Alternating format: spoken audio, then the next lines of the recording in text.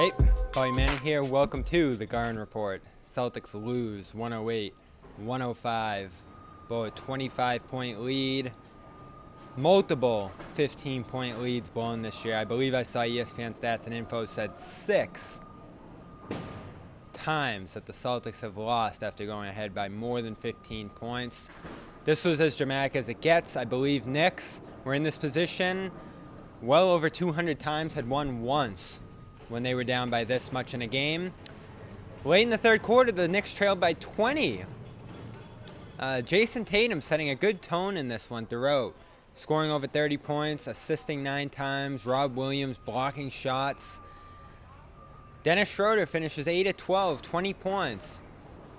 Jaylen Brown gets quickly up to 10 points, ends this one with 16. I believe he had 14 in the first. Or 12 rather. A bunch of individual efforts that once again didn't come together, and the Celtics at one point, after leading by 20 late there in the third, scored 6 points to I believe what was over 28 between the third quarter and fourth quarter there. Ime Udoka afterward points to a push before halftime that extended into a 6-0 burst out of halftime. A big push of pace by the Knicks. Ton of shots going up, quality looks from deep for New York. Emmanuel quickly. Julius Randle getting himself going after a 0-point first half. Evan Fournier with 41 points, his career high. You're waiting for him to hit the game winner after Jayson Tatum tied this game from mid-range. Looked like it was going to overtime with a second and a half left, and the Knicks get it to RJ Barrett, who banks it in. Had a rough game all night, and Barrett throws up a heave that goes in and beats the Celtics. And what now should have been their week to get right has been the week to fall apart, crash, burn, and just look horrendous late in games and get worse and worse every time. They led by 25 in this one. The Knicks didn't lead once until late. Now, we can share all the details of this game.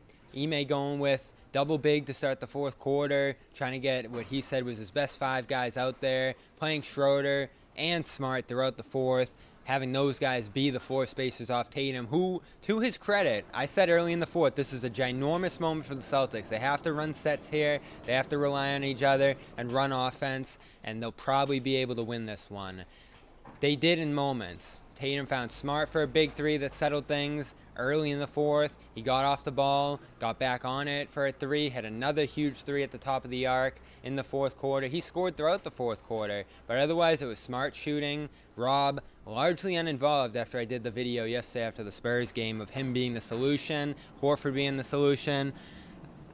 Didn't work out that way, and Grant Williams largely disappears. Josh Richardson largely not a factor in this one. The young guys not involved at all. Peyton Pritchard, of course, still in health and safety protocols. So all the gripes go to Ime Udoka. Lineups, sets, I see criticism on that. Different things they're doing. I think it's all been tried. I think for the most part he has gone to young guys in moments. I think the guys who deserve minutes among the young guys did get them at some points. Now, did they get extended runs over weeks and weeks here? Did large experiments take hold? No. But I don't generally believe in many of these young players being solutions. If Richardson and Grant played more in this game in the fourth quarter, do the Celtics free fall? Maybe you argue that they get spot buckets there, hold the line, and maybe hold on to a win, or like what ended up happening anyway, a narrow loss here. But does any of that generally make you feel better about what's going on here? I mean, this team feels defeated to me. Ime Udoka came out of the locker room, maybe didn't even go in, because he was at the press conference that quickly without much to say to the team. Generally came right out and said that this is a leadership issue. This is an issue of a player not being able to step up and settle them down as things start to spiral in the crisis mode. Repetitive result that's happening. Either we're going to make some adjustments and get tired of it, or it's going to keep happening. And so message was short and sweet. It wasn't about the last play again. It was everything leading up to it. And we need some leadership, somebody that can calm us down and not get rattled when everything starts to go a little south. And I think it snowballs between our guys. And so step up or do I have to stop all our momentum and pace and call a play? So that's what I said. Now, I've been on this show saying that a million times this year. I've been saying that back to last year, that this is the issue with this team. Nobody can settle them down in the tough moments, and the tough moments just thunder and storm over them. And it gets worse and worse and worse. Jayson Tatum talked after the game saying that in the timeouts, that's when they should start to settle some things down. During the short runs that go against them, they should be able to hit back and stop those. They did at times, but as the Fournier rushes and threes and the crowd started piling down over them, you hear things after the game like them having a tough time hearing Ime in the huddle, as Robert Williams said. Communication on the floor, all kinds of things that they should be past at this point in my mind. I mean, this has happened so many times to this team over the last month plus here. You think that they finally put their foot down and say, enough is enough. And that's where mental toughness, which is, I think, the most controversial thing Ime said post-game about this team, comes into play. I don't know how you can argue against it, in my mind. I think it's a very bold thing to say, but isn't what this team has done over the last month plus here pretty bold in of itself? They're healthy now. This is the Knicks. This is the Spurs. This is the Magic, who they probably should have lost to on Sunday. This is the week for this team to figure it out, and they largely didn't here. So at this point, I think they're broken. I really do. I think this team needs a change almost immediately. Is that selling off different parts and forcing those young guys into spots? Maybe that's what you do if you're Brad Stevens and make this more of a developmental year. Choose a direction in that sense, because this doesn't look like it's getting right. I haven't even seen strides in the last month and a half here. You did see them in spots from Tatum and Brown playing off each other. That's largely gone. And you look at the young guys, the development at the bottom of the roster, it's not there right now. Aaron Nesmith, DMP, first 2 games back from health and safety protocols. Al Horford's heading in the wrong direction as they continue to rely on him way too much. There hasn't been an adjustment there. That's something they can maybe do. But I don't think anything internally is going to send this team in a drastically different direction. I think they're going to need changes. And Brad Stevens on 98.5 earlier in the week said trades are a possibility, but they do want to see internal change first. Is that a difference that he and Ime are looking at right now and can't reconcile in terms of the rotation, in terms of how they're running this thing late in games? That's when, if you're Brad and you truly are invested as the leader of this organization and you're the Danny Ainge right now, you hired Ime, go out and make that change. It's a tough trade time. I get it. The deadline's a month away. There's still a ton of winnable games in the foreseeable future here. I'm not asking for them to blow this up today. I'm not even asking for them to make significant changes. I feel the same way I did last night. Go out there and find a ball handler who can make things a little bit easier and make this team start to feel better about itself.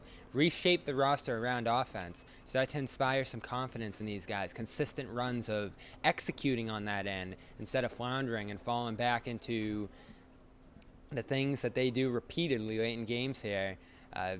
Jayson Tatum, essentially, among other things, late said, shit, I guess we are doing it over and over again because we keep losing. We do fall into those habits. And this team, as Ime talked about pregame, isn't doing it intentionally, but it does keep happening. And he keeps having to remind them, and I believe him. I really do. I've seen this group now for 2 years. I've been covering this team going on 2 years now. I know how they act in the most critical situations. So there's still time here. Indiana games coming up, other manageable, winnable games coming up, but you look at the stretch that they were just on here. This was the time to get it started, and they simply didn't. And the one thing I'm not going to do is blame the coach, suggest moving on from this coach. I think Ime in many ways has the pedigree, brought what many people want to this position, a tough motivator, a guy who was a former player and coaches them hard. I mean, these players approved of this coach. I think they generally like him, and I do think that they respond to the things that he says. That's kind of disappeared over the last week or two here. Maybe there is a tiring of his voice too. It happens with every coach.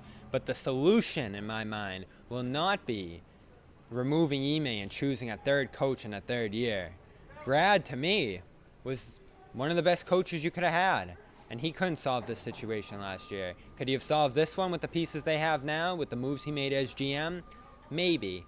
There's differences there for sure. But overall, their approach to me was fairly similar. Defensive emphasis, maybe some more in-depth play calling from Brad. Ime keeping things a little more simple on the offensive end. There's criticisms of him for sure. Can they start to implement the big man passing, the different things that they want to do there? For sure.